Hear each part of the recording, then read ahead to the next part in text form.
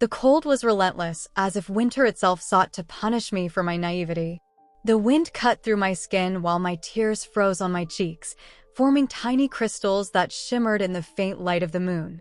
I couldn't understand how I had ended up here, in the middle of nowhere, surrounded by trees whose bare, twisted branches seemed to mock my misfortune. An hour earlier, I had been in the car with my husband, Martin, and his mother, Diane. We were on our way to what they described as an exciting surprise. I remember feeling a mix of curiosity and excitement as we drove through the bustling streets of New York City, leaving behind the urban clamor to head into the countryside. Gradually, the scenery changed, skyscrapers gave way to open fields, and then to increasingly dense forests. I trusted Martin despite the many warning signs I had ignored over the years. How could I not? He was the man I had married, the father of my future dreams. I had fallen for his ambition, that charming smile capable of lighting up an entire room, and the promise of building a future together. Whenever a doubt crept into my mind, I brushed it aside, convincing myself it was merely my insecurity talking. But this surprise turned out to be a cruel twist of fate, a turn as bitter as the very air that now surrounded me. Martin had pulled the car over onto the remotest road I could imagine. The darkness of the forest enveloped us like an oppressive shroud, and the trees cast threatening shadows that seemed ready to swallow us whole. "Get out of the car, Sophia," Martin commanded sharply. His voice, normally warm and reassuring, now sounded distant and cold. I stood frozen for a moment, unable to process what was happening. It was then that I caught sight of Diane's look in the rearview mirror.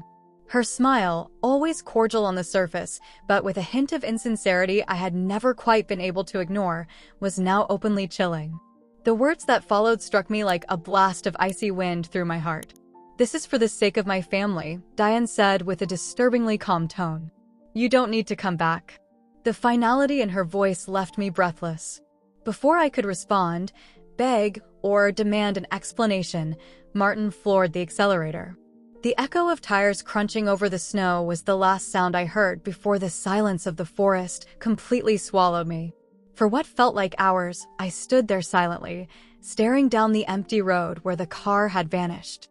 Disbelief paralyzed me. The cold began to seep through my coat, but I barely noticed it. My mind was too preoccupied trying to process what had just happened. How could they do this? How could Martin, the man who once vowed eternal love to me every night, abandon me like that? We had built a business together, one that had grown far beyond our wildest dreams. Valued at over $92 million, a figure that sometimes defied my understanding, it was our shared legacy. I recalled the long nights working side by side, the sacrifices we both had made to reach where we were. Didn't all of that mean something to him?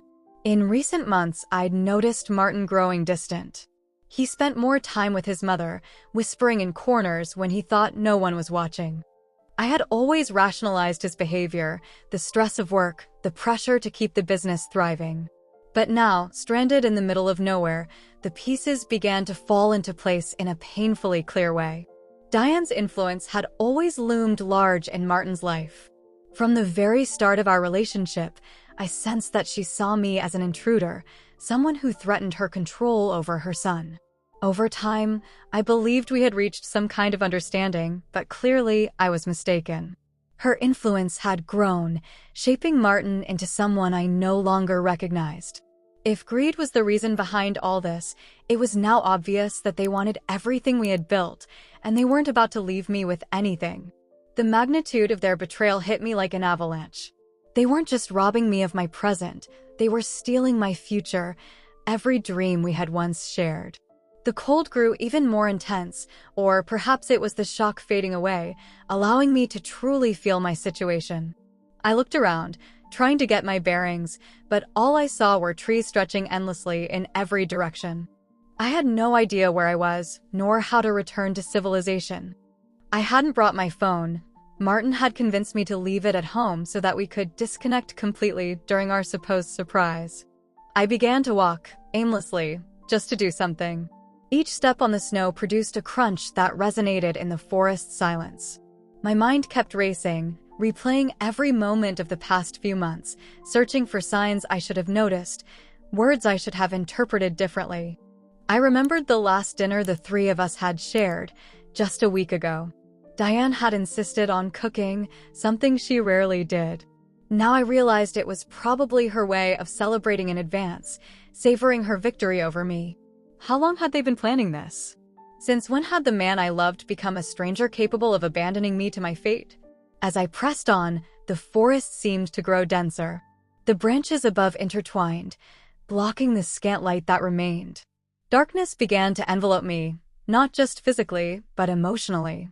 I felt as though I were sinking into a pit of despair, each step heavier than the last. But amid that emotional abyss, something inside me refused to give in.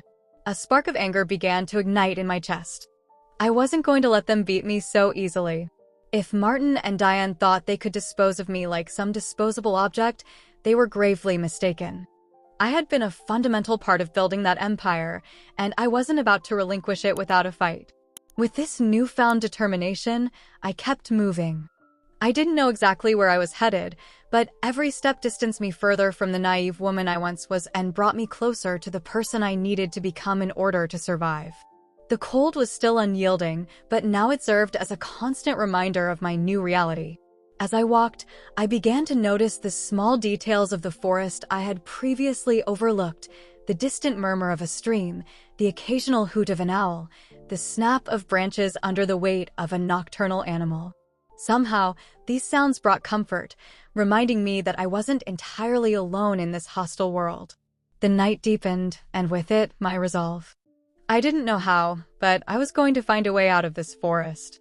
And when I did, Martin and Diane would realize they had made the gravest mistake of their lives. Because the Sophia they left behind in this frozen wilderness would not be the same one emerging from it. I would be stronger, smarter, and, above all, determined to reclaim what was rightfully mine. With each step I took, I felt myself leaving behind not only the physical place where they had abandoned me, but also the emotionally fragile person I had once been. The naive, trusting Sophia was now buried in the snow alongside my frozen tears. Ahead lay an uncertain path, but I was resolved to walk it, no matter how arduous. The forest seemed endless, a labyrinth of trunks and branches stretching out in every direction. Yet I continued, propelled by a mixture of fear, anger, and unwavering determination. I refused to become just another victim, another statistic, another tragic story whispered about with pity. I was going to be the protagonist of my own tale of survival and justice. As I walked, my mind raced through every detail of our business, the contracts, the bank accounts, each transaction. There had to be something I could use against them, some flaw they'd overlooked in their greed. And I was going to find it, no matter the cost. Night wore on, and with it, my determination only grew. The cold was no longer an enemy, but a companion in my transformation. Every crunch in the snow was a step toward my new life, toward the person I was becoming, a person who wouldn't give up, who would fight tooth and nail for what was hers. And so, with the forest as my silent witness, I began my journey toward vengeance and justice. The betrayal by Martin and Diane had planted a seed within me, a seed that would grow into a towering tree, as strong and resilient as the ones surrounding me. They had made a fatal error in underestimating me, and they would soon learn the full extent of their mistake. The night was long, but my will was stronger. Each step brought me closer to my goal, even though I wasn't yet entirely sure what that goal was. All I knew for certain was that this wasn't the end of my story, it was merely the beginning of a new chapter. A chapter in which I would be the author of my own destiny. My hands trembled as I aimlessly wandered through the icy forest. Every breath formed a small puff of vapor in front of me, a reminder of how alive the cold was. The forest had become an endless maze of dark trees and looming shadows, each one indistinguishable from the last. I had no idea how much time had passed since Martin and Diane left me behind, but it felt like years. With every step, snow piled up in my boots, stealing warmth from my feet. The cold crept through my clothes as if determined to reach my very bones. The icy air stabbed my lungs with every inhale. I had no destination, no plan, not even a direction. All I knew was that I had to keep moving. I had no phone, no money, no way to contact the outside world. Martin had made sure I was completely isolated. I remembered how he had convinced me to leave my cell phone at home with that smile that now seemed so insincere. "We're going to disconnect from the world for a while, my love," he had said. And like a fool, I believed him. As the hours passed, the darkness became absolute. The moon, which had once been my only source of light, was now hidden behind dense clouds. The forest seemed to close in around me, as if it wanted to devour me. Every shadow turned into a potential threat, every sound a possible danger. Fear began to settle inside me like a tangible weight, making each breath more laborious than the last. My mind, exhausted and terrified, started playing tricks on me. Every snap in the forest sounded like a wild animal stalking me. Every shadow took on the shape of Martin's or Diane's face, watching me with contempt and mockery. But worst of all was the silence, a terrifying void echoing my abandonment. In the city, I was never surrounded by such absolute quiet. There was always some background noise, traffic, neighbors' chatter, the hum of appliances. Here, the silence was so profound it almost hurt. Only the beating of my heart and the crunch of my footsteps in the snow broke the stillness. In that silence, my mind began to wander. I replayed every moment of my relationship with Martin, searching for signs I should have seen. How could I have been so blind? I remembered the first time we met in that little cafe in New York. He had spilled his coffee over my papers and had showered me with apologies. He had seemed so charming, so sincere. How much of that was real and how much an act? I thought about our business, how we had built it from the ground up. I recalled the sleepless nights working on projects, the celebrations when we landed a new client, and the heated arguments about expansion strategies. Had all of that been a lie? Or had something changed along the way? When exactly had Martin decided that I was expendable? And then there was Diane. I had always felt her disapproval, though I convinced myself that in time she would come to accept me. Now I saw how naive I had been. Diane had never truly seen me as part of the family. To her, I was always an outsider, a nuisance to be tolerated until she could dispose of me. If greed was behind all of this, it was clear now. They wanted everything we had created, and they weren't going to leave me with a scrap. The enormity of their betrayal hit me like a landslide. They were stealing not only my present, but also my future, the dreams we had built together. The cold began to intensify, or perhaps it was the shock slowly fading, allowing me to fully grasp my situation. I looked around, trying to find my bearings, but all I saw were endless trees. I had no idea where I was, nor how to return to civilization. I hadn't brought my phone.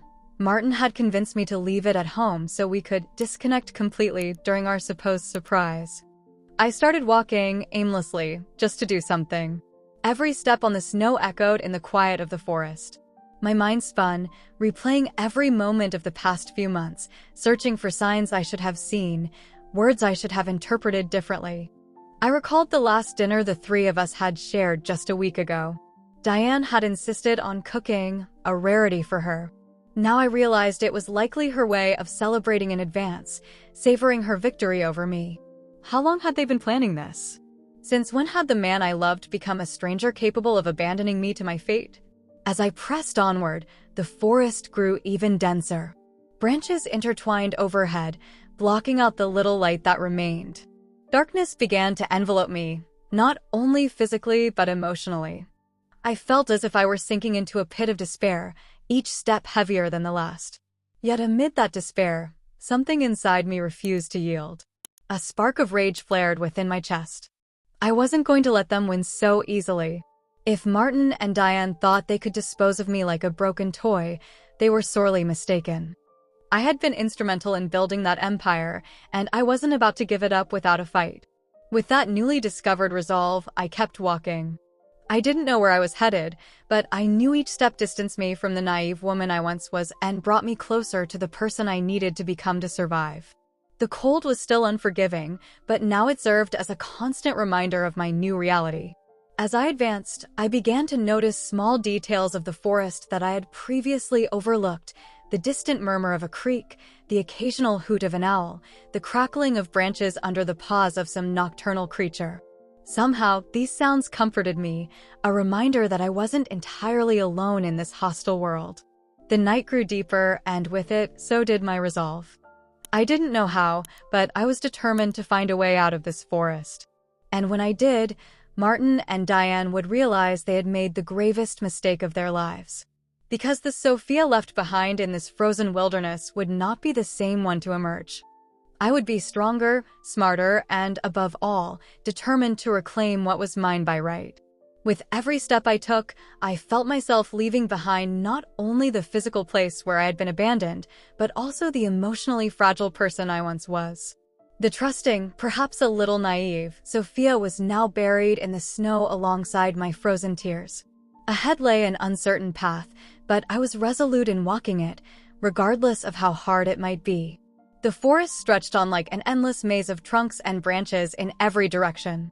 Still, I pressed forward, driven by a potent mix of fear, anger, and unwavering determination.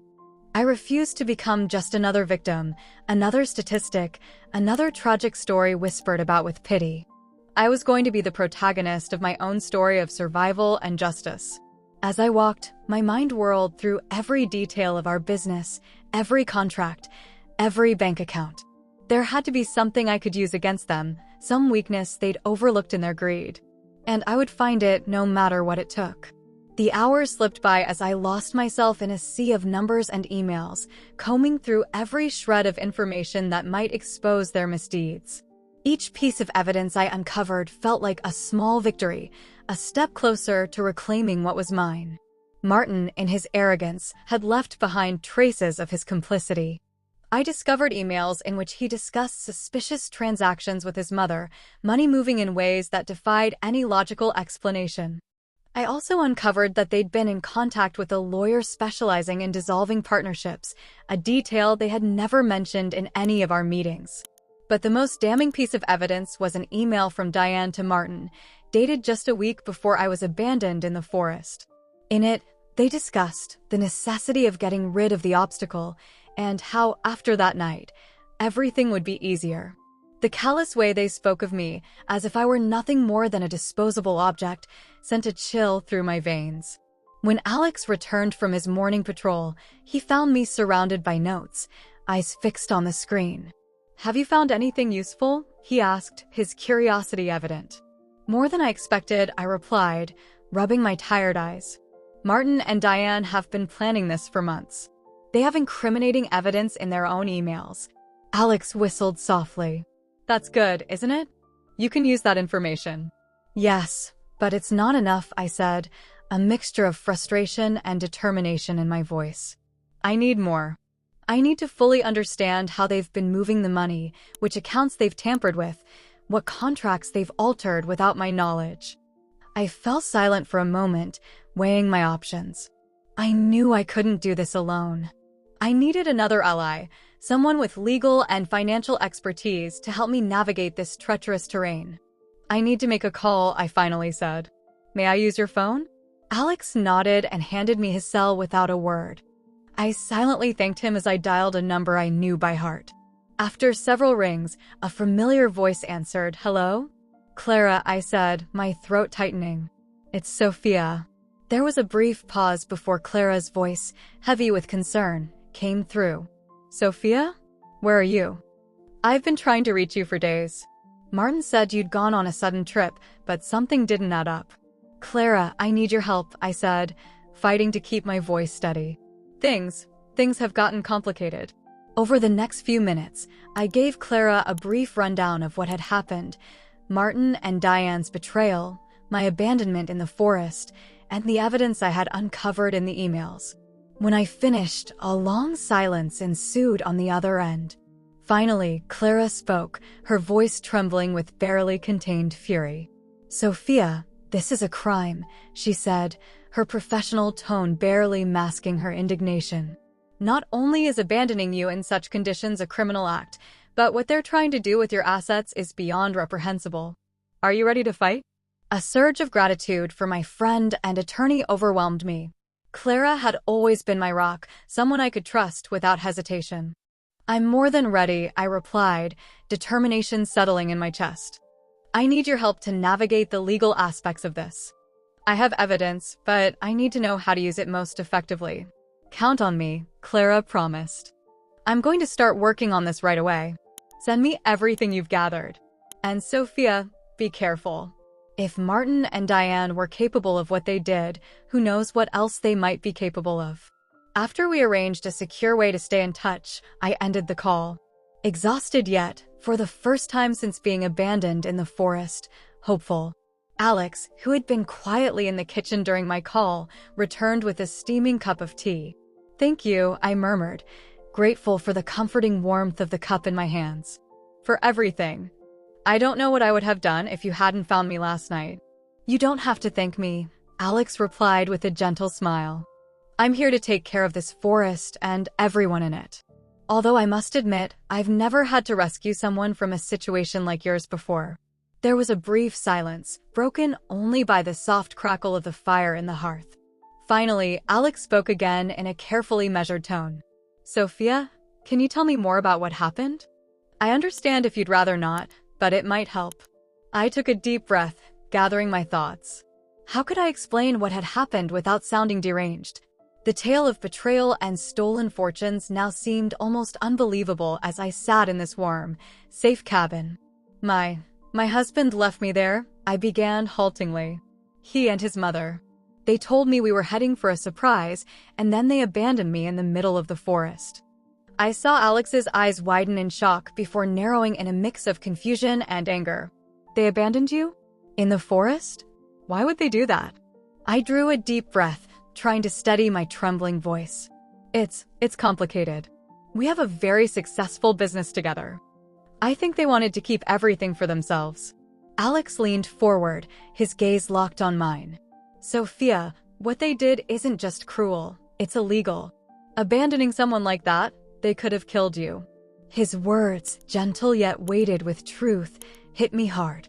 Up until that moment, part of me had remained in shock, unable to fully process the events.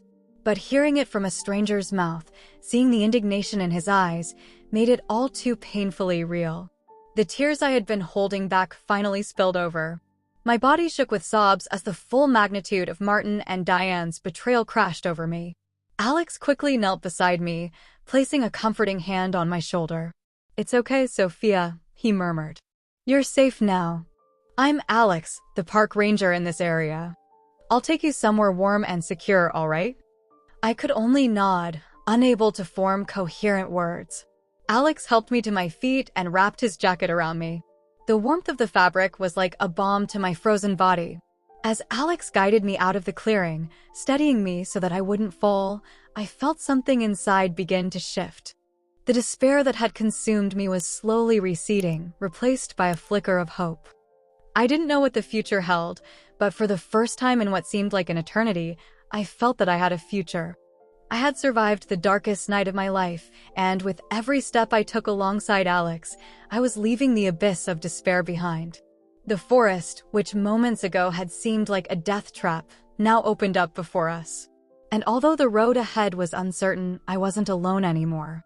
I had found an unexpected ally in the darkness, and with his help, I was ready to face whatever came next. As we left the clearing, I cast one last glance at the fallen log, a symbol that once represented my defeat, now a reminder of my strength. I had hit rock bottom and survived. And now, step by step, I would rebuild my life and make Martin and Diane pay for their betrayal. The journey to Alex's cabin was a blur of dark trees and the crunch of snow underfoot. My legs trembled with every step, and if it hadn't been for Alex's firm arm around my waist, I'm sure I would have fallen more than once. The silence of the forest, once so menacing, now felt almost comforting, punctuated only by our labored breaths and the occasional snap of a branch under the weight of the snow. We're almost there, Alex assured me softly, his reassuring accent unmistakably from upstate New York. My cabin is just past that stand of pines. You'll be safe and warm there. I nodded weakly, too exhausted to speak. The adrenaline that had propelled me through hours of wandering was quickly fading, leaving behind a fatigue that seeped into my bones. Finally, after what felt like an eternity, I saw a flicker of light among the trees. As we drew nearer, the outline of a small wooden cabin came into view. I had never seen anything as inviting as that modest structure in the heart of the woods. Alex opened the door, and the warmth inside wrapped around us like an embrace. The contrast to the frigid cold outside was so intense that I felt dizzy for a moment. The cabin was small but cozy, with a lit fireplace providing both heat and a soft glow. There was a compact kitchen in one corner, a table with 2 chairs, and a couple of well-worn armchairs facing the fire. On the opposite wall, I spotted a door that I assumed led to a bedroom. "Sit by the fire," Alex instructed, guiding me toward one of the armchairs. "I'll fix you something warm to drink." I sank into the chair, feeling the heat from the fire slowly melt away the chill that had settled in my bones. I watched as Alex moved confidently around the small kitchen, boiling water and rummaging through the cabinets. There was something reassuring in the way he worked, steady, efficient, and sure. "Here," he said a few minutes later, handing me a steaming cup. "It's an herbal tea. It'll help warm you up." I accepted the cup with trembling hands, grateful for the warmth seeping through the ceramic. The aroma was sweet and comforting, with hints of mint and an unfamiliar spice. I took a small sip, feeling the hot liquid spread through my throat and chest. Alex sat down in the armchair opposite me, his eyes full of concern. "What's your name?" he asked softly. "Sophia," I replied, my voice hoarse and strange to my own ears. "Sophia," he repeated with a nod. "I'm Alex, though I believe I mentioned that before. I'm the park ranger around here." He paused, as if carefully choosing his next words. "Sophia, can you tell me what you were doing alone in the forest at this hour?" I took another sip of tea, using the moment to collect my thoughts. How could I explain everything without sounding deranged? The story of betrayal and stolen fortunes now seemed almost too incredible to recount, especially in the safe warmth of this cabin. My husband left me there," I began, the words coming out with difficulty. "He and his mother. They said we were going for a surprise, but then they abandoned me in the forest." I watched as Alex's eyes widened in shock before narrowing with a mix of confusion and anger. "They abandoned you? In the forest? Why would they do something like that?" I drew a deep, shuddering breath, trying to steady my trembling voice. It's complicated. We have a very successful business together, one I thought we built as a team. I believe they wanted everything for themselves." Alex leaned forward, his gaze fixed intently on mine. "Sophia, what they did isn't just cruel, it's downright illegal. Abandoning someone like you in this condition, they could have killed you." His words, soft yet laden with truth, struck me hard. Until that moment, I had remained in a state of shock, unable to fully comprehend the events.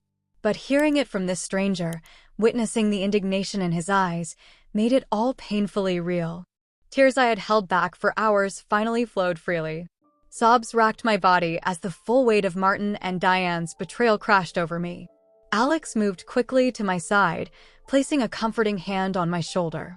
"It's okay, Sophia," he murmured. "You're safe now. I won't let anything happen to you." I don't know how long I cried, releasing all the fear, anger, and sorrow I'd been holding inside. Alex stayed by my side the entire time, his silent presence offering a comfort that words could never match. When I finally managed to calm down, I felt utterly exhausted yet strangely lighter, as if I'd shed a weight I hadn't realized I'd been carrying. Alex returned a few moments later with a blanket, gently draping it over my shoulders. "Thank you," I whispered, pulling the blanket around me. "For everything. For finding me, for bringing me here. I don't know what I would have done if not." "You don't have to thank me," Alex interrupted with a small smile. "It's my job to take care of this forest and everyone in it. Although, I must admit, I've never had to rescue someone from a situation like yours before." A moment of silence followed, broken only by the crackle of the fireplace. Finally, Alex spoke again in a measured tone. "Sophia, can you tell me more about what happened? I understand if you don't want to, but I might be able to help." I took a deep breath, considering his offer. Part of me wanted to bury everything and pretend it never happened, but I knew that wasn't an option. If I was going to reclaim my life and get justice, I'd have to face the painful truth. All right, I said finally. I'll tell you everything. And so, by the flickering fire, I began to recount my story. I spoke of how Martin and I had built our business from scratch, the long nights of hard work, and the dreams we once shared. I told him about Diane and her barely concealed disapproval, about how her influence over Martin seemed to grow with every passing day. I explained how, in recent months, I'd noticed subtle changes in Martin's behavior, how he had become increasingly distant and secretive, holding closed-door meetings with his mother from which I was always excluded. I should have seen it coming, I said bitterly. There were so many signs, but I refused to see them. Or perhaps I didn't want to believe that the man I loved could do something like this. Alex listened in silence, his face a mixture of compassion and something else, indignation, perhaps. When I finished, he remained silent for a long moment, as if processing every detail. Sophia, he finally said in a soft but firm voice, what they did to you is unforgivable. It's not just a personal betrayal, it's a crime. Abandoning you in the forest, trying to steal your share of the business. This cannot stand. His words ignited something inside me. The spark of determination that had kept me going through that harrowing night in the forest flared into a blazing fire. He was right. I wasn't going to let them get away with this. You're right, I said, my voice growing stronger than it had been in hours. I'm not going to let them win. If Martin and Diane think they've defeated me, they're sorely mistaken. Alex nodded, a small, approving smile on his lips. That's the spirit. But, Sophia, you have to be careful. From what you've told me, these people are dangerous and resourceful. You can't confront them head-on, not yet. I know, I replied, my mind already racing with possible strategies. I need time to think, to plan my next move. And I need help. Count on me for whatever you need, Alex said without hesitation. I'm no lawyer or business expert, but I'll do everything in my power to help. His sincere, selfless offer moved me deeply. In the past hours, I'd experienced the worst of humanity in Martin and Diane's betrayal. But now, thanks to Alex, I was also witnessing the best. Thank you, I said, feeling that word was hardly enough to express my gratitude. I don't know how I'll ever repay you. Alex shook his head. You don't have to repay me anything. What's important now is that you rest. Tomorrow, with a clear mind, we'll figure out our next steps. I nodded, suddenly feeling the crushing weight of exhaustion. Alex got up and left through the door I'd noticed earlier, returning a few moments later with extra blankets and a pillow. You can sleep here on the couch, he said as he set up an impromptu but cozy resting area. It's warmer by the fire. I'll be in the room next door if you need anything. As I settled onto the couch, wrapped in blankets with the comforting heat of the fire caressing my face, a surge of gratitude for this man, who had appeared like a guardian angel in my darkest hour, filled me. Good night, Sophia, Alex said softly as he headed toward his room. Rest. Tomorrow is a new day. And as I closed my eyes, for the first time in hours truly feeling safe, I knew he was right. Tomorrow would be a new day, a day when I'd begin to reclaim my life and fight for what was rightfully mine. The betrayal by Martin and Diane had pushed me to the edge of despair. But thanks to Alex, I had found a glimmer of hope in the darkness. And that hope, the spark of determination, would be the fuel I needed for what was to come. Dawn arrived with a gentleness that starkly contrasted the violence of the previous night. The first rays of sun filtered through the curtains of Alex's cabin, casting golden patterns on the wooden floor. I woke slowly, disoriented for a moment before the memories of last night hit me all at once. The aroma of freshly brewed coffee pulled me from my thoughts. I sat up in the couch, stretching my aching muscles, and saw Alex moving quietly in the small kitchen. Good morning, he said upon noticing I was awake, his voice soft as if he feared breaking the morning's calm. How are you feeling? Physically, like I got run over by a truck, I replied with a small smile. Emotionally, it's complicated. Alex nodded, understanding. He came over with 2 steaming cups of coffee, offering one to me before sitting in the armchair across. Thank you, I murmured, grateful for the warmth of the cup between my hands. For everything. I don't know what I would have done if you hadn't found me last night. You don't have to thank me, Alex replied with a gentle smile. I'm glad I could help. So, what do you want to do now? That simple, direct question made me realize I had to start planning my next move. I couldn't remain hidden in this cabin forever, no matter how tempting it was. I need to get back what's mine, I finally said, surprised by the firmness in my own voice. Martin and his mother think they can take away everything I've built. I'm not going to allow it. Alex's eyes sparkled with approval. That's the attitude. But Sophia, you need to be cautious. From what you told me last night, these people are dangerous. I know, I said, taking a sip of my coffee. That's why I need a plan. I can't just show up and demand what's mine. I have to be smarter than they are. As I spoke, an idea began to form in my mind. I couldn't simply go back home and beg for what was rightfully mine. No, I needed to strategize. Martin and Diane had made a crucial mistake. They thought I was weak, incapable of fighting back. They didn't know the other side of me, the strategist who had built our company from scratch. Alex, I said, feeling energy coursing through me as I continued, do you have a computer I could use? He seemed a bit surprised but nodded. I have an old laptop I use for work. It's not very powerful, but it'll do. Why? I need to access some emails and documents, I explained. There's information that could be crucial in reclaiming what's mine. Alex disappeared into his room for a moment and returned with a somewhat outdated but functional laptop. He powered it up and handed it to me. Thank you, I said, already tapping away at the keyboard. This might take some time. Do you mind if I focus on this for a while? Not at all, Alex replied. I have my morning rounds in the forest. I'll be back in a few hours. You'll be safe here. No sooner had he left than my mind was completely absorbed in the task ahead. With Alex's help, I began compiling everything I could remember about bank accounts, recent transactions, and key contacts from the company. Thanks to the old computer, I managed to access emails and data that might expose some financial irregularities. The hours flew by as I waded through a sea of numbers and emails. Every piece of information I uncovered was a small victory, a step closer to reclaiming what was mine by right. Martin, in his arrogance, had left behind plenty of evidence. I found emails where he discussed dubious transactions with his mother, money being moved with no logical explanation.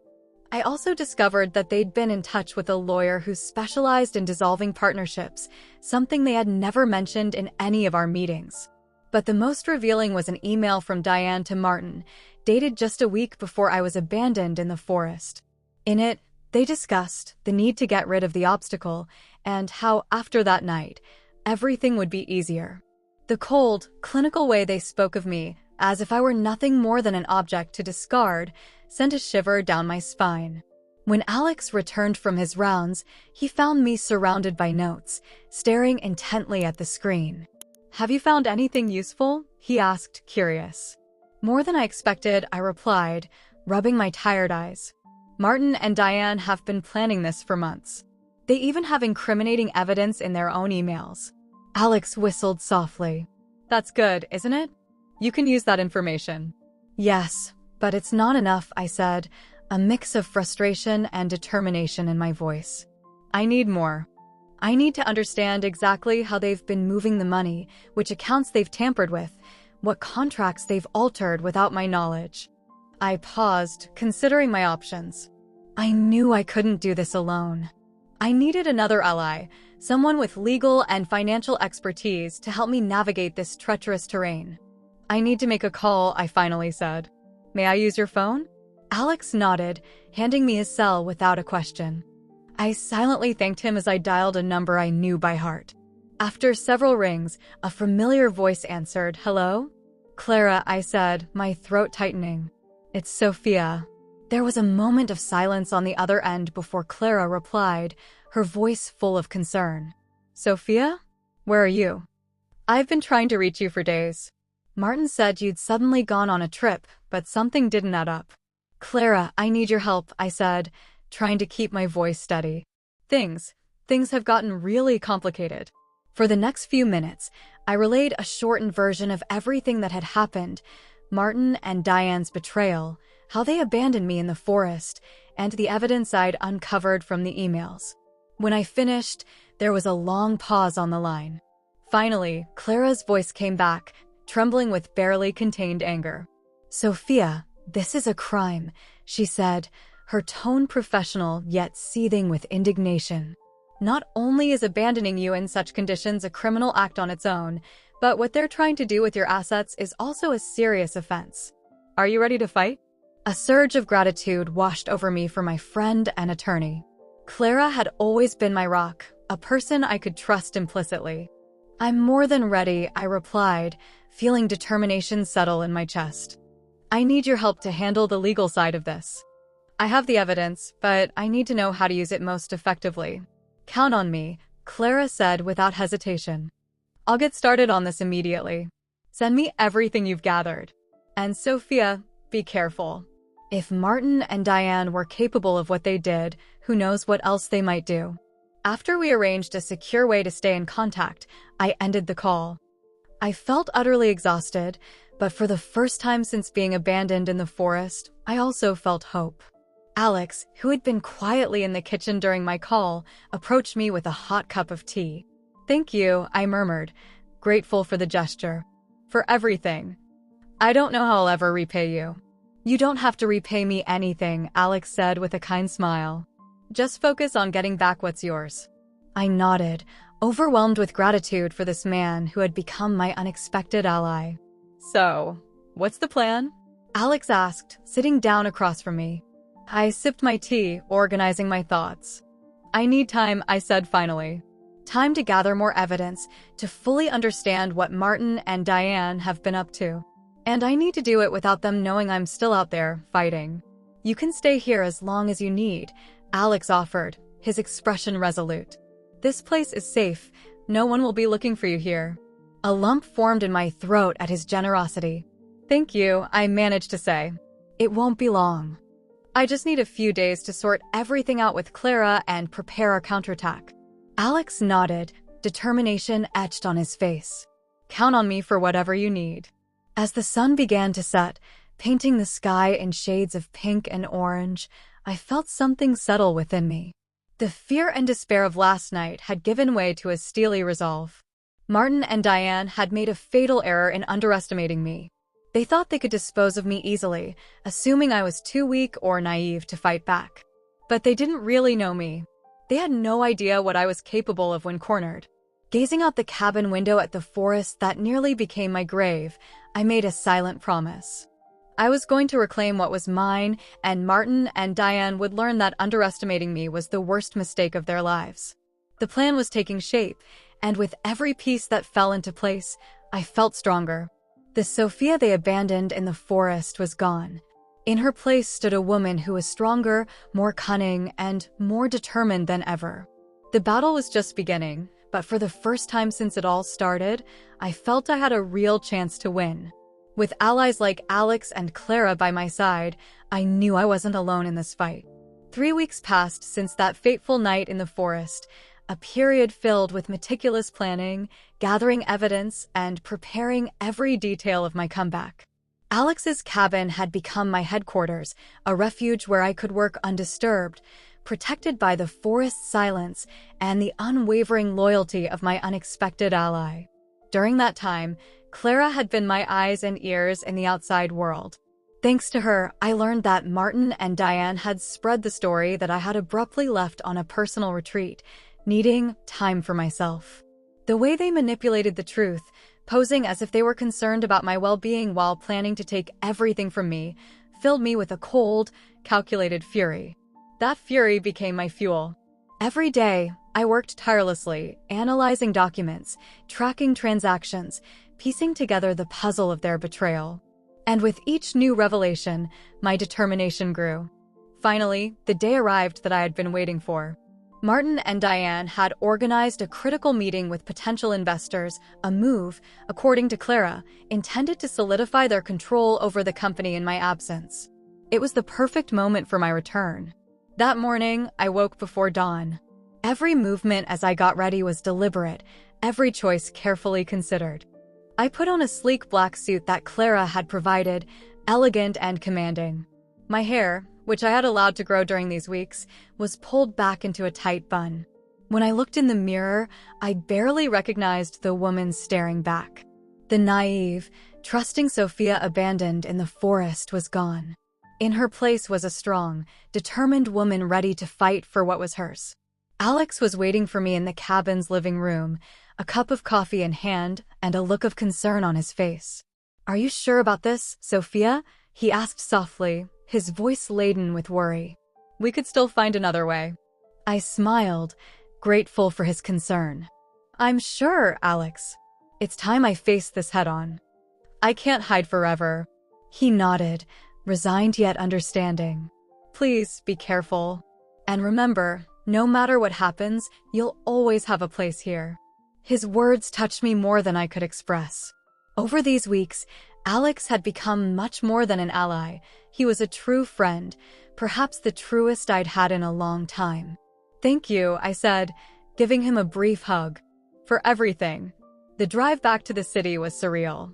After weeks in the woods, the hustle and bustle of New York felt overwhelming.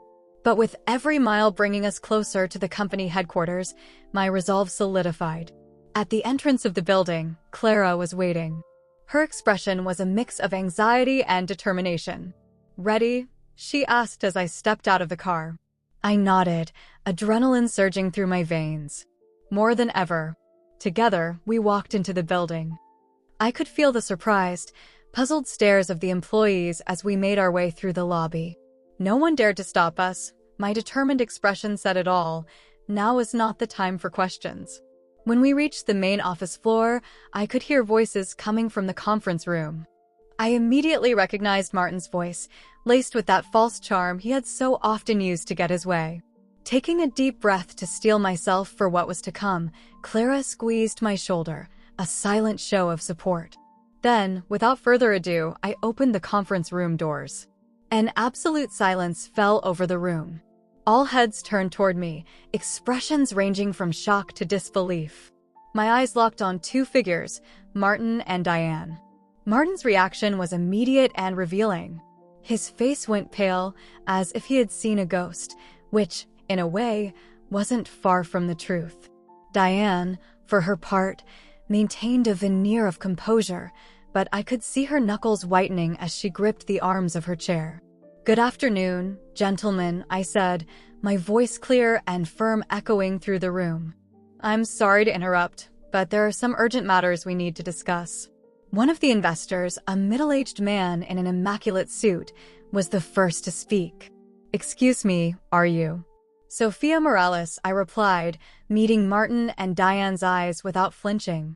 "Co-founder and majority shareholder of this company. Or at least, I was, until 3 weeks ago." I saw understanding dawn on the investors' faces. Martin eventually seemed to regain some composure, rising to his feet with a forced smile.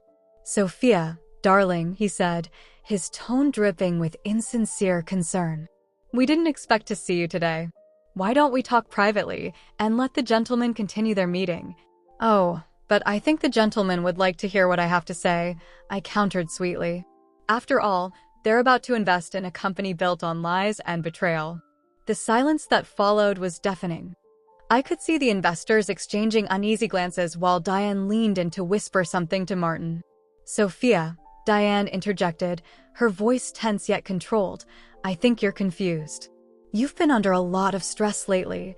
Perhaps we should—" "Oh, I'm not confused at all, Diane," I interrupted, my tone laced with a coldness that even surprised me. In fact, I've never been so clear-headed. I moved to the head of the table and produced a folder I had brought with me. "Ladies and gentlemen," I said, addressing the investors, "before you make any decisions, I think you should see this." For the next half hour, I presented, in front of everyone, the evidence of Martin and Diane's fraudulent transactions, the maneuvers they had attempted after my disappearance, and the damning emails in which they conspired to dispose of me. The investors' expressions shifted from curiosity to astonishment, and finally to disdain. Martin attempted to interrupt several times, but his incoherent murmurs couldn't counterbalance the weight of the evidence I laid out. "As you can see," I concluded, closing the folder, "what you've been sold is an illusion. a company built on deceit and betrayal. The silence that followed was shattered by one of the older investors. "Mr. Acosta," he said, addressing Martin, "I believe you have a lot of explaining to do." Martin looked like a trapped animal, his eyes darting frantically in search of an escape. Diane, for her part, lost her composure at last, rising abruptly. "You're lying," she screamed venomously. "You have no proof of any of this."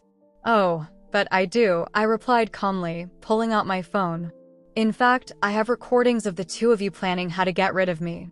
Would you like to hear them?" The color drained from Diane's face, and Martin looked as if he were about to faint. The investors began standing, clearly eager to distance themselves from the scandal. "I think this meeting is over," one of them declared, hastily gathering his things. "Ms. Morales, I hope you pursue legal action."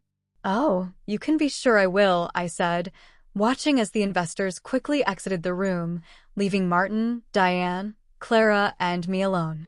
For a long moment, no one spoke. The tension in the room was so thick it could have been cut with a knife. Finally, it was Clara who broke the silence. "Martin, Diane," she said, her voice professional yet steely, "I suggest you contact your lawyers. You're going to need them."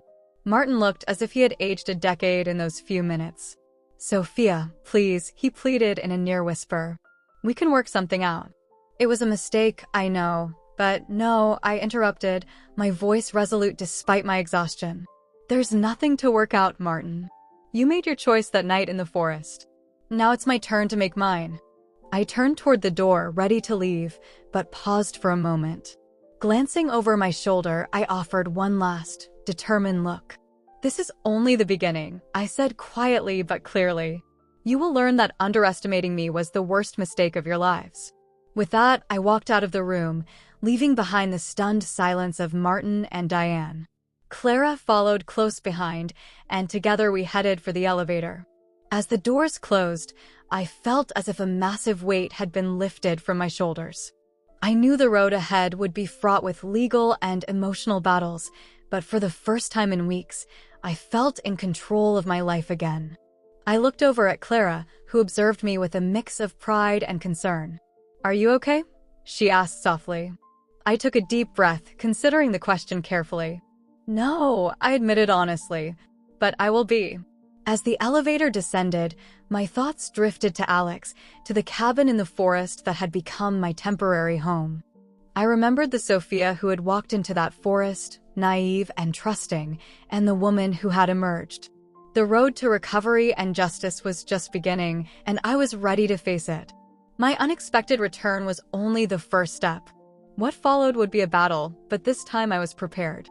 Martin and Diane had made a fatal error in thinking they could rid themselves of me so easily.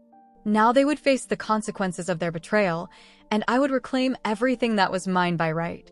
In the days that followed my return, news of what had transpired in the boardroom spread like wildfire, first within the company, then throughout the New York business circles. Martin and Diane fell from grace faster than I had anticipated, their carefully constructed facade of respectability crumbling before their eyes. Investors, horrified by what they had witnessed, immediately withdrew their support. Moreover, several reached out to me, offering their backing for any legal action I chose to pursue. Their outrage at Martin and Diane's actions felt genuine, though I couldn't help but wonder how much of it was driven by a real sense of justice and how much by a desire to distance themselves from a potential scandal. Authorities soon became involved. Clara, ever efficient, had filed a formal complaint as soon as we left the office that day.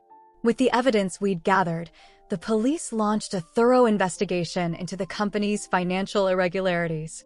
Every day seemed to bring new revelations, each more damning than the last. Meanwhile, I immersed myself in regaining control of the business. The days were grueling, endless meetings with lawyers, accountants, and executives. Every night, I returned to Alex's cabin exhausted yet determined. He had become my rock, offering a listening ear and words of encouragement whenever I needed them. As the days passed, rumors of Martin and Diane's betrayal spread like wildfire throughout the business community. Doors that had once been open for them now slammed shut. Former partners and friends began distancing themselves, fearful of being associated with the scandal. I watched their world crumble piece by piece, and while part of me savored the bitter satisfaction, another part couldn't help but feel a tinge of sadness for what might have been. One afternoon, as I was reviewing documents in the office I once shared with Martin, I received an unexpected call. It was Diane. Her voice, normally so controlled and icy, now sounded broken and desperate. "Sophia," she said, and I could hear the tremble in her voice. "Please, we need your help. We've lost everything. The investors have abandoned us, our assets are frozen." Martin is devastated. "I'm sorry, Sophia. We didn't know what we were doing." I listened in silence, a whirlwind of conflicting emotions surging within me. Part of me wanted to scream at her, to remind her how they had left me in the forest to die. Yet another part, surprisingly, felt a pang of compassion, not for Diane, but for the desperate woman she had become. "Diane," I finally said, my voice calm but firm, "I'm sorry, but I can't help you. The consequences of your actions are beyond my control now. Justice will take its course." There was a long pause on the other end, broken only by the sound of her labored breathing. When she spoke again, her voice was tinged with a mix of despair and, perhaps, regret. "I understand," she said softly. "I suppose this is what we deserve. I'm sorry, Sophia, for everything." Before I could respond, the call ended. I stared at the phone for a long moment, processing what had just transpired. In that moment, I finally understood the cost of unchecked ambition. Martin and Diane had lost everything, their reputation, their fortune, even their freedom. And why? Greed. A relentless desire for more than they already had. My response to Diane had been as cold as the forest where they'd abandoned me. That's what it feels like to lose everything, I thought. But unlike them, I had found the strength to rise, to fight. Weeks turned into days, and gradually I began rebuilding what Martin and Diane had tried to destroy. I regained full control of the company, implementing new policies and structures to ensure nothing like this could ever happen again.